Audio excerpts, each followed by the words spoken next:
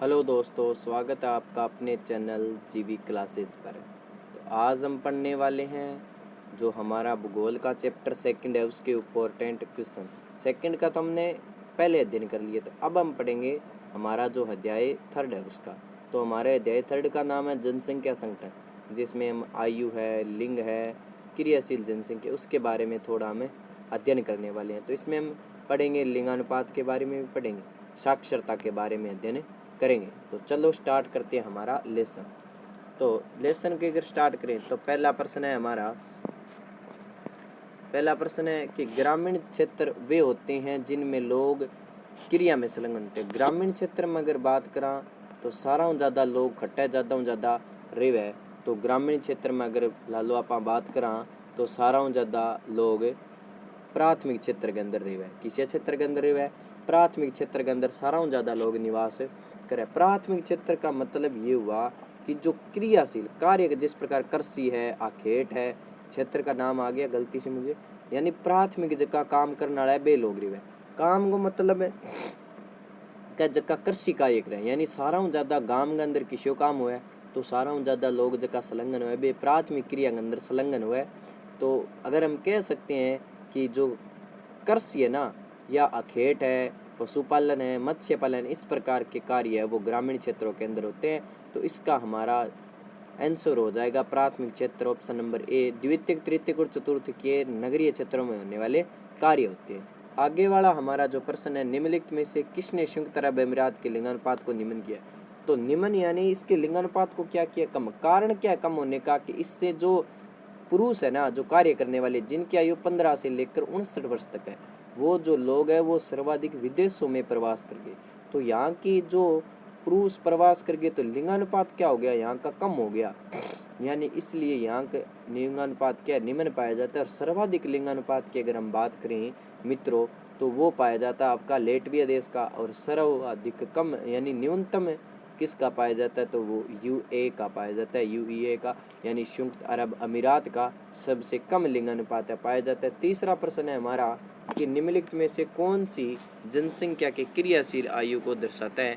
तो ये हमारा प्रश्न हो जाता है आपके 15 से 59 वर्ष, यानी ऑप्शन नंबर इसका 4 हो जाएगा। यानी 15 से 59 वर्ष तक के लोग हैं जो सबसे ज़्यादा कार्य करने वाले या क्रियाशील लोग होते हैं। बाकी आप 0 से 14 में बात करें तो वो बच्चे आते हैं, और 59 से ऊपर की अगर बात करें जितने भी अधिक होते हैं वो आपके वृद्ध व्यक्ति आ जाते हैं। उसके बाद है कि किस देश का लिंगानुपात सर्वाधिक है? तो ये पहले भी बात कर ली, लेटविया का है। ठीक है। विश्व का औसत लिंगानुपात कितना है? क्वेश्चन हमारा 5 है। तो 100 स्त्रियों पर 102 पुरुष हैं, यानी 100 तो स्त्रियाँ, उसके आगे कितने पुरुष? 102 पुरुष, यानी 102 पुरुष ज़्यादा देखने को मिलेंगे। उसके बाद है कि जनसंख्या का ग्रामीण और नगरीय विभाजन किस प्रकार निवास के आधार पर होता है? कि कौन से लोग कहाँ निवास करते हैं? या फिर अगर हम बात करें कि जो कुछ लोग ग्रामीण क्षेत्रों में रहने वाले और कुछ लोग नगरीय क्षेत्रों में रहने वाले, यानी जो नगरों में रहते हैं नगरीय हो गए, ग्रामीणों में रहते हैं वो ग्रामीण, वो भी जनसंख्या के आधार पर होता है कि कितनी जनसंख्या होगी तब भारत में नगर बनेगा और कितनी नहीं होगी तब। कहते हैं कि भारत में नगर है ना 5000 जनसंख्या होने पर नगर बनता है, और कम से कम 400 व्यक्ति है वो प्रति वर्ग किलोमीटर में, यानी वहाँ का घनत्व पाया जाना चाहिए, तभी हमारे जो भारत के अंदर है नगर में परिवर्तित होता है। इससे पहले क्या रहता है? गाँव रहता है। उसके बाद है भारत में महिलाओं के गांव से नगर क्षेत्रों में प्रवास रोकने का 4 कारण किए। तो रोकने के 4 कारण की बात करा तो नगर में आवास की कमी। मान लो यहाँ से महिलाएं चली जाए तो वहाँ पर एक काम तो ये हो जाएगा कि बात करें हमें तो वहाँ पर नगरों की आवास की क्या कमी है? नगरों के आवास की क्या पाई जाती है? वहाँ पर आपके कमी पाई जाती है। क्या पाई जाती है? कमी पाई जाती है।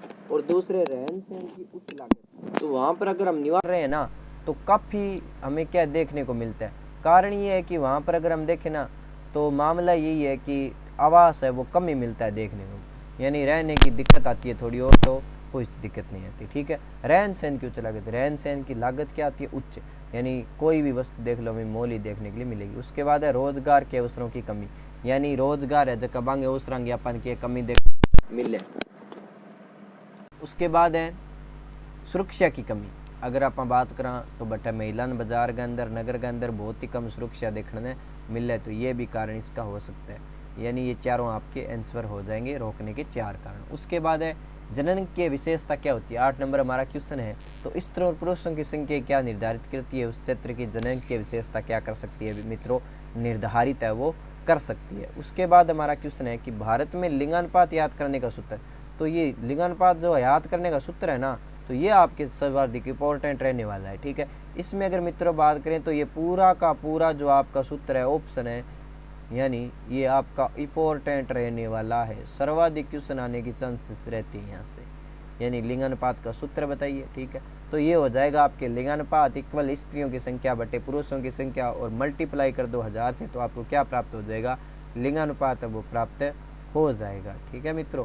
आगे क्या क्वेश्चन देखो हमारे, जनसंख्या संगठन से आप क्या समझते हैं। जनसंख्या संगठन जिसमें आयु है, ठीक है, और या फिर उनके निवास स्थान के आधार पर अलग अलग कर सकते, यानी जनसंख्या संगठन के आशय जनसंख्या की उन विशेषताओं से हैं जिनके द्वारा लोगों को आयु तथा उनके निवास स्थान पर क्या किया जाता है, आधार पर क्या किया जा सकता है, अलग किया जा सकता है। तो मित्रों हम उन्हें क्या कह सकते हैं, जनसंख्या संगठन। और संगठन में क्या क्या शामिल होता है, तो संगठन में आपके शामिल हो सकते हैं जिस प्रकार आयु है ये और साक्षरता है, इसके अलावा लिंगानुपात है, ये सभी हम जनसंख्या संगठन के अंदर शामिल करते हैं। उसके बाद आयु संरचना का क्या महत्व है, तो आयु संरचना की अगर आप मित्रों बात करें तो विभिन्न आयु वर्गों में लोगों की संख्या प्रदर्शित करती है। किसी भी देश या प्रदेश है बिंगमा आश्रित जनसंख्या, आश्रित जनसंख्या किसी है जबकि 0 लेके 14 वर्ष तक, जबकि है 15 से 60 वर्ष के जो होते हैं ना 59 साल के, उन पर क्या रहती है, आश्रित रहती है, वो काम नहीं करती। जिस प्रकार स्कूली बच्चे होते हैं पढ़ते हैं, वो काम थोड़ी करती है, वो अपने माता पिता पर निर्भर रहते हैं। उसके बाद 59 से जो जितने भी अधिक आयु के लोग हैं वो जो वृद्ध हो जाते हैं वो भी किन पर आश्रित रहते हैं, अपने पुत्रों पर आश्रित रहते हैं। जिस प्रकार हम कह सकते हैं 15 से 59 वर्ष के जो क्रियाशील जनसंख्या होती है, यानी कार्य करने वाले क्षमता वाले लोग होते हैं, उनके ऊपर क्या रहते हैं, निर्भर रहते हैं। तो इन्हें हम कह सकते हैं आश्रित जनसंख्या। श्रम शक्ति यानी जो कार्य करने वाले लोग उस पर क्या रह सकते हैं, निर्भर है वो मित्रों, रह सकते हैं। रोजगार की स्थिति का जिससे क्या चलता है, पता चलता है। उसके बाद है उच्चतम और निम्नतम लिंगानुपात देश, यानी सारा ज़्यादा किसे को है, तो आप बता सकें का सारा ज़्यादा, तो अगर बात करें सारा ज़्यादा तो लेटविया को आप पहली भी बात करी देश की लेटविया, और सारा कम है यूए गो यानी संयुक्त अरब अमीरात का, इसकी बात हम पहले भी कर चुके हैं, ठीक है, ये इसका सबसे कम है, ठीक है। इसके अलावा अगर हम बात करें तो भाई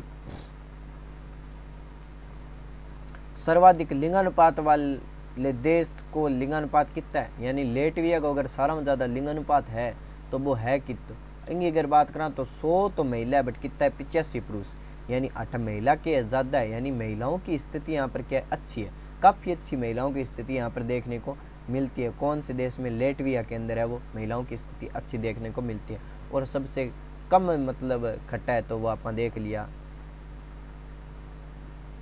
यूए के अंदर है, भटके प्रवास को कारण यूए है, ठीक है। उसके बाद लिंगानुपात से क्या तात्पर्य है, तो स्त्री और पुरुषों की संख्या के बीच के अनुपात को क्या कहते हैं, लिंगानुपात। लिंगानुपात को अपन सूत्र देख गया भी है, प्रति 1000 पुरुषों के पीछे स्त्रियों की संख्या क्या कहलाती है, लिंगानुपात।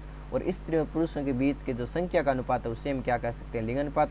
अगर आप मैं बताऊं वो परिभाषा लिखनी चाहो तो वो भी सही हो सकती है, यानी प्रति 1000 लिंगानुपात लिखोगे तो आपको परिभाषा लिखनी है कि प्रति 1000 पुरुषों के पीछे स्त्रियों की संख्या क्या कहलाती है मित्रों, लिंगानुपात कहलाती है, ठीक है। तो ये हमारा हो जाएगा लिंगानुपात 14% हो गया। उसके बाद हमारा 15 का नंबर क्वेश्चन।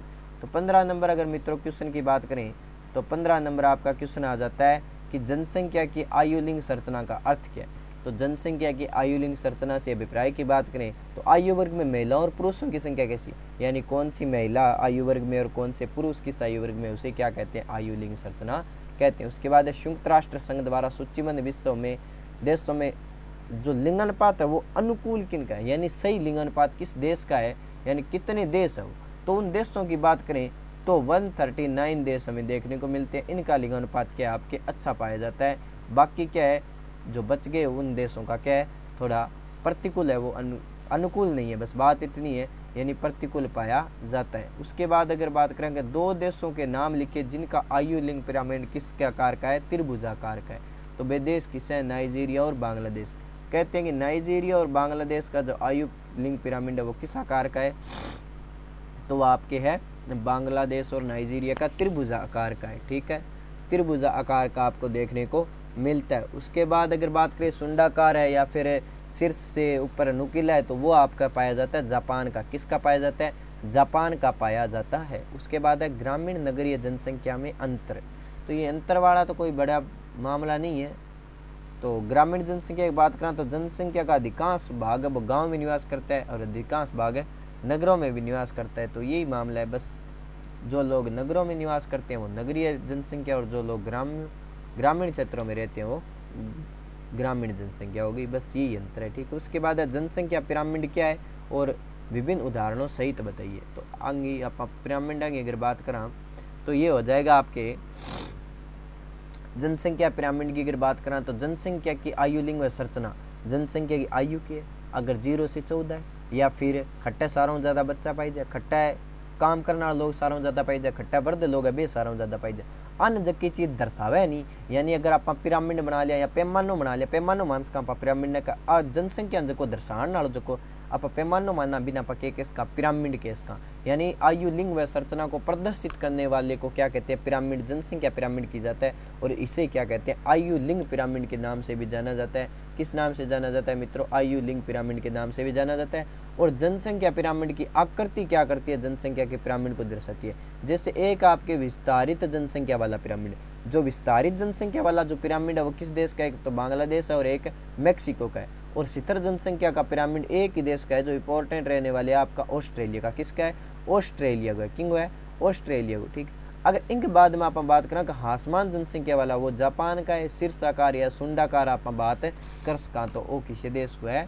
तो आप अगर बात करें तो जापान को है, ठीक है। बिंग बाद ऑस्ट्रेलिया के आयु लिंग पिरामिड घंटी के आकार के होने का क्या कारण है? स्तर भी और घंटी के आकार का, यानी कहीं तो जनसंख्या कम हो जाती है, कभी क्या हो जाती है ज़्यादा। तो इसके अनुसार क्या रहता है? जनसंख्या घटती है, बढ़ती नहीं है, स्थिर रहती है। तो ऑस्ट्रेलिया का आयु लिंग पिरामिड घंटी के आकार का जो शीर्ष की ओर सुंडाकार हो जाता है, और यह पिरामिड दर्शाता है कि ऑस्ट्रेलिया की जन्म दर और मृत्यु दर क्या है? लगभग समान है। घंटी के आकार का मतलब ऐसा पिरामिड इसका पाया जाता है। यानी अगर बात कराएंगे पिरामिड की तो इं करके अपन देखने पिरामिड में लग होंगे, ठीक है। बाकी पिरामिड आपने आकृति देखी इस प्रकार का पिरामिड आपको किस देश का देखने को मिलता है? तो ऑस्ट्रेलिया का थाने देखने मिलेगो। इसे पिरामिड किंग देखने मिलेगो ऑस्ट्रेलिया को जो पिरामिड है थाने देखने मिलेगो, ठीक है। तो ये हो गया हमारा ऑस्ट्रेलिया, यानी घंटी के आकार का। किस आकार का? ये घंटी के आकार का जो आपका पिरामिड है वो है, ठीक है। ये आपका घंटी के आकार का जो पिरामिड है किसका है? तो ये आपका ऑस्ट्रेलिया देश का हो जाएगा। उसके बाद अगर हम बात करें किस देश में साक्षर जनसंख्या का अनुपात है, किस बात का सूचक है और क्यों? कि कोई भी देश है बिंग अंदर है जो को जनसंख्या को अनुपात है कि जनसंख्या को जो को अनुपात है वो कारण क्या है, कब किंग सूचक है और क्यों है? तो किसी भी देश में साक्षर जनसंख्या, पहले तो यहाँ समझ लिया का साक्षर या साक्षरता किन क्यों है? तो सारा पहले आप साक्षरता या साक्षर की बात करें तो जो को 7 वर्ष है क्या है? यानी 7 वर्ष के ऊपर से उम्र है, यानी 7 वर्ष का कोई भी लाल है या फिर लाली है, 7 वर्ष से अधिक उम्र का है, किसी भी भाषा को, कोई भी भाषा है किसी भी भाषा को पढ़ या लिख सकता है तो उसे क्या कह सकते हैं? हमें साक्षर कह सकते हैं। वही क्या कहलाती है? साक्षरता। भारत में सारा ज़्यादा साक्षरता किसी राज्य की है? तो केरल की है। और सारा कम किसी राज्य की है? तो बिहार की है। बिहार के अंदर सारा कम के लोग पढ़े लिखा। और केरल की है, केरल की पालमपुर ऐसे प्रकार की एक क्षेत्र है, गांव है जो सबसे डिजिटल साक्षर बना है हाल ही के अंदर। वो केरल का एक गांव है, ग्राम पंचायत के इसका पालमपुर है, जको के डिजिटल हाल ही के अंदर श्रीमान नरेंद्र मोदी के द्वारा उसे डिजिटल साक्षर क्या किया गया? घोषित किया गया, जो कहाँ पे? केरल के अंदर है, ठीक है। बिंग अलावा अगर आप बात करें सूचक सामाजिक और आर्थिक विकास का क्या होता है? सूचक होता है किसी भी देश को साक्षर जनसंख्या को। बापा अगर बात करा कि सारा ज़्यादा अगर जैसे पढ़ा लिखा लोग हो सी तो बट्टा सामाजिक आर्थिक विकास को अपने आप की हो सी सूचक हो सी। लोग ज़्यादा पढ़े लिखे हो सी तो भी क्षेत्र को की हो सी अपने आप विकास हो सी, क्योंकि इन्हें रहन सहन के सत्र का भी ज्ञान होता है। महिलाओं की सामाजिक स्थिति भी अच्छी रहेगी, वहाँ पर पढ़े लिखे लोग हैं। शैक्षणिक सुविधाओं की उपलब्धता रहेगी, सरकार की नीतियों का हमेशा बदतर हमें पता चलता रहेगा। टाइम टू टाइम जितनी भी सरकार की योजना आ रही है तो इनका हमें समय पर पता चलता रहेगा। तो हम कह सकते हैं कि साक्षर देश की जनसंख्या की साक्षरता बढ़िया है तो बटे बंगे विकास को सत्र भी कह रहे सी बढ़िया रहेगा। भारत में कितने वर्ष से अधिक आयु के व्यक्ति को साक्षर माना जाता है? साथ ही साक्षर व्यक्ति की निश्चित की गई योग्यता बताइए। हाँ, तो ये तो हमने पहले भी बात कर ली। 7 वर्ष से अधिक आयु के किसी भी व्यक्ति को साक्षर माना जा सकता है, जो पढ़ या लिख सकता है और अंक गणितीय यानी गणित माड़ मोटी जानतो है, जोड़ घटाओ गुणा भागे के जानतो है, तो बिना पक्के केस का व्यक्ति साक्षर केस का यानी 7 साल से अधिक व्यक्ति किसी भी भाषा को पढ़ या लिख सकता है। उसके बाद संसार के पश्चिमी देशों के ग्रामीण क्षेत्रों में स्त्रियों की अपेक्षा पुरुषों की संख्या अधिक है। जिसका संसार का पश्चिमी क्षेत्र है, वहाँ क्षेत्र में बात करें ग्रामीण क्षेत्र में, तो स्त्रियों की अपेक्षा भटके पुरुष अधिक है, जबकि ग्रामीण क्षेत्रों में स्त्रियों की संख्या पुरुषों की अपेक्षा अधिक है। यानी नगर ग्रामीण क्षेत्र में पश्चिमी देश में बात करें तो भटक ग्रामीण क्षेत्र में अपन स्त्रियों की अपेक्षा कौन लोग मिले, पुरुष, और नगरीय क्षेत्रों के अंदर भटके मिला अपन स्त्रियों की संख्या पुरुषों की अधिक मिला। कारण है कि स्त्रियों को रोजगार है तो नगरों में पलायन करना पड़ता है, रोजगार खातर भट्टा बांध खट जाना पड़ा है पश्चिमी देशों के अंदर, नगरा के अंदर जाना पड़ा है। इन खातर बट नगरा के अंदर किंग जनसंख्या ज़्यादा होगी तो स्त्रियाँ, और कृषि कार्य पुरुषों द्वारा किया जाता है। जब कृषि कार्य महिलाओं के द्वारा कोई भी कृषि के अंदर कार्य नहीं, भारत के अंदर अपन देखा तो सारा ज़्यादा मतलब सर्वाधिक जो महिलाएं हैं ना, वो अपने पति के साथ या फिर अपने माता पिता के साथ है खेतों के अंदर कार्य करती है। कुछ लोगों के राजस्थान में तो बहुत सी ऐसे, हमारे एरिया के अंदर बात करें तो बहुत महिलाएं खेतों के अंदर कार्य करती है, लेकिन उस पश्चिमी देशों की बात करें तो वो महिलाएं क्या है, खेतों के अंदर काम नहीं करती है, वो शहरों के अंदर नगरों के अंदर अपने रोजगार हेतु पलायन कर सकती है। ठीक है, और कृषि कार्य पुरुषों द्वारा किया जाता है, इसलिए ग्रामीण क्षेत्रों में पश्चिमी देशों में पुरुष है वो सर्वाधिक निवास करते हैं, और स्त्री क्या वहाँ पर जागरूक है, इसलिए खेतों में कम कार्य करती है और अपने अदर जो भी जॉब है वो करती रहती है। समाज में स्त्रियों का सम्मान को क्या दिया जाता है, वहाँ पर महत्व दिया जाता है। ठीक है, उसके बाद हमारा क्वेश्चन है आगे वाला, क्वेश्चन नंबर 24 है, आयु संरचना जनसंख्या संगठन का महत्वपूर्ण सूचक होता है, क्यों? कि आयु संरचना है जो कि जनसंख्या संगठन का महत्वपूर्ण सूचक हुआ है, तो वो क्यों है? आयु संरचना जनसंख्या संगठन का एक महत्वपूर्ण सूचक होता है क्योंकि 15 से 59 आयु वर्ग के जनसंख्या का बड़ा आकार है, विशाल कार्यशील जनसंख्या को प्रभावित। कारण यही है कि जबकि अपन बात करा 15 साल लेगी 59 साल तक जबकि जनसंख्या है ना, जबकि कार्य करने वाले जो काम करने वाला जगह लोग है ना, तो वे सारा ज़्यादा प्रत्येक देश के अंदर देखने मिले ही मिले है, और बांगो जनसंख्या को आकार भी किया बढ़ो है। ठीक है, बिंग अलावा अगर बात करें 60 वर्ष से अधिक आयु वाले जनसंख्या का एक बड़ा अनुपात वर्ध जनसंख्या को प्रदर्शित करता है। यानी थाने पूछ ले कि वर्ध जनसंख्या दर्शाता है, ऑप्शन में आ जाए 0 से 14 वर्ष, 14 से 60 वर्ष, और 60 से जितने भी ऊपर होते हैं और कुछ और दे दिए ऑप्शन में। तो ऑप्शन हमें यही करना है कि 60 वर्ष से जितने भी अधिक होते हैं वो वर्ध जनसंख्या को क्या करते हैं, प्रदर्शित करते हैं। और जिन वर्गों में अनेक प्रकार की स्वास्थ्य जो संबंधी सेवाएं हैं वो अधिक खर्च आता है, यानी जब लोग ज़्यादा से ज़्यादा के बीमारी ग्रसित रहे, यानी वर्ध लोग है बांग ऊपर के है क्रियाशील की जनसंख्या बना आपको बहुत ही आय को खर्च करना पड़े। इस प्रकार युवा जनसंख्या के उच्च अनुपात का अर्थ प्रदेश के जन्म दर उच्च है, जनसंख्या क्या है, वो युवा है। ठीक है, इसके अलावा अगर बात करें तो किस देश में लिंगानुपात महिला के प्रतिकूल होने के 3 कारण? किसी भी देश है बिंग अंदर महिला को जो लिंगानुपात है तो बंग महिलाओं प्रतिकूल होने के 3 कारण है, बे कारण बताना है। तो कारण के देखो कि महिलाओं की सामाजिक और आर्थिक स्तर है वो निम्न होना, यानी जहाँ पर आपको अच्छी महिलाओं को सुविधा नहीं मिल रही है तो वहाँ पर क्या महिलाएं अपने आप लिंगानुपात क्या होगा, प्रतिकूल होगा।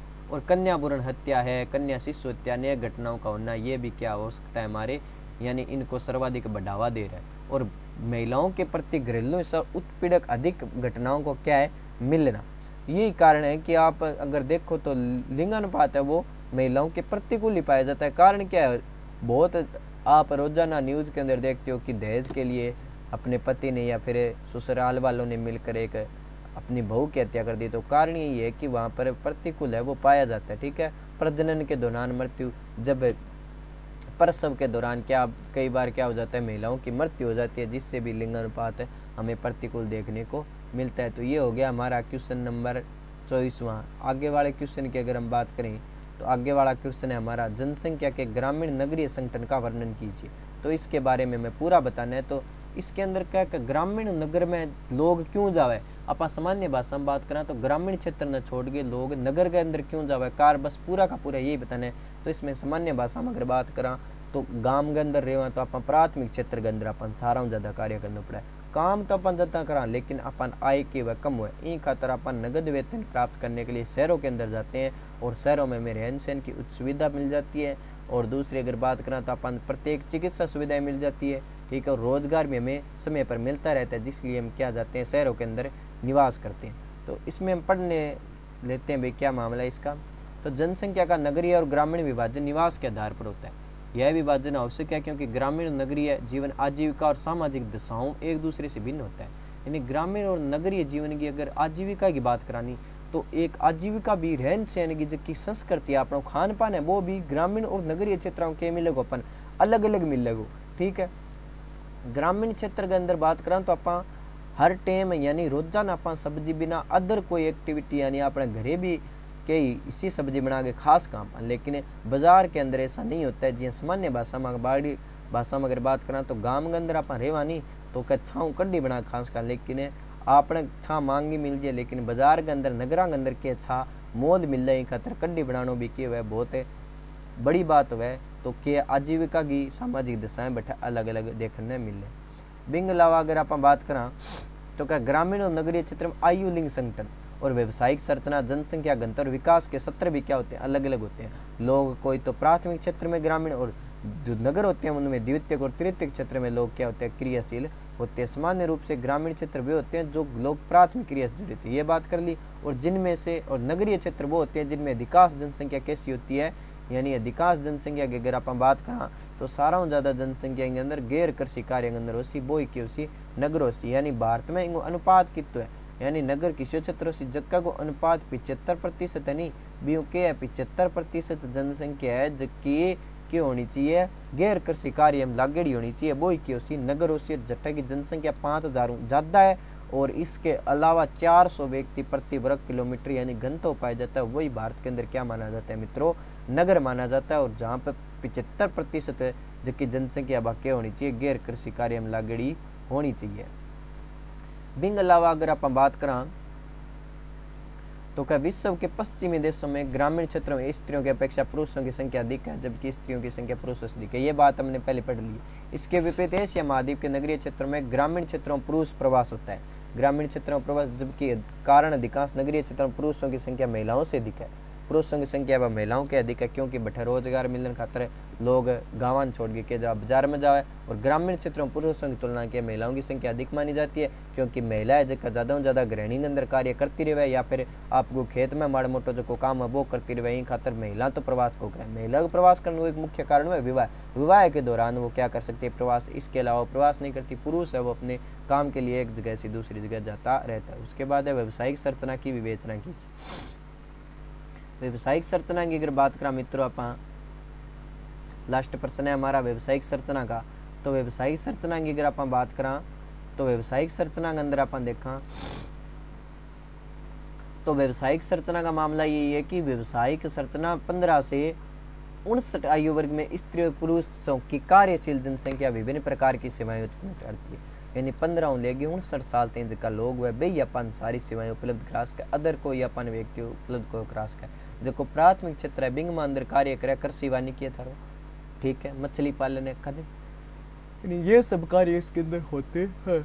इसके अलावा अगर हम बात करें सभी के सभी ये कार्य किस में होते हैं, प्राथमिक क्षेत्र में कार्य करा कौन है तो जो कि क्रियाशील जनसंख्या है 15 लेगी 59 साल तक जिसका लोग है यही करे। द्वितीय क्षेत्र में उद्योगों संबंधित आदि विनिर्माण और उद्योगों से संबंधित हो जाता है, ठीक है। तृतीय क्षेत्र में व्यापार है, परिवहन और संचार वाले क्षेत्र आ जाते हैं।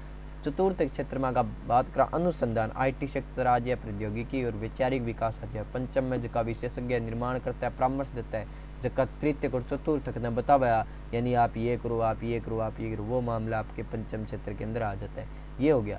जुड़ी कार्यशील जनसंख्या अनुपात किसी देश के आर्थिक विकास के स्तर का क्या होता है, एक अच्छा सूचक होता है। आदिम जनसंख्या वाले देशों की कार्यशील अधिकांश जनसंख्या प्राथमिक क्षेत्र से जुड़ी है। आदिम मतलब जो आदिवासी लोग है, बाकी अधिकांश अर्थव्यवस्था है क्रियाशील जनसंख्या जिसकी क्यों जुड़ेड़ी है प्राथमिक क्षेत्र जुड़ेड़ी है। अखेट करे शिकार करने को भी कार्य करे, जबकि विकसित अर्थव्यवस्था वाले देशों की कार्यशील जनसंख्या है वो किसी क्षेत्रों में जुड़ेड़ी है। जगह विकसित देश है वे द्वितीय और तृतीय क्षेत्रों के जुड़े रहे, ठीक है। और जगह विकासशील देश है वे सारा ज़्यादा किसी क्षेत्रों में जुड़े रहे। तो अगर अपन बात करें तो वे प्राथमिक क्षेत्रों अपन जुड़ेड़ा मिल है। तो ये हमारा लेसन था, कौन सा हम बात कर सकते हैं, ये हमारा लेसन था अध्याय नंबर 3। ये अध्याय नंबर हमारा 3 जो इंपॉर्टेंट क्वेश्चन थे ये हमारा हुआ समाप्त। तो अब आपको करना है हमारे चैनल है जो वी क्लासेज, इसको करना है सब्सक्राइब, यानी चैनल का नाम है हमारा GV क्लासेज। यानी चैनल की अगर बात करें तो हमारे चैनल का नाम है मित्रों GV क्लासेज। तो आप GV क्लासेज को सब्सक्राइब कर देना, ठीक है, ताकि आपको जो भी इंपॉर्टेंट क्वेश्चन लेकर आऊँ ना मैं, तो वो आपको मिलते रहे। GV क्लासेज, ठीक है, इसको आप सब्सक्राइब कर देना और आगे से आगे शेयर भी करना, ताकि हमारा चैनल आगे जाए, आपके जैसे अन्य मित्र भी इनको पढ़ सके। और इम्पोर्टेंट क्वेश्चन है ये, आपके एग्ज़ाम में सर्वाधिक बार आने वाले, और पिछले सालों के अंदर इसमें जो पेपरों में आए हैं ना, वहाँ से ये क्वेश्चन बने हैं, ठीक है। तो ज़्यादा से ज़्यादा अपने मित्रों को भी शेयर करना। तो धन्यवाद।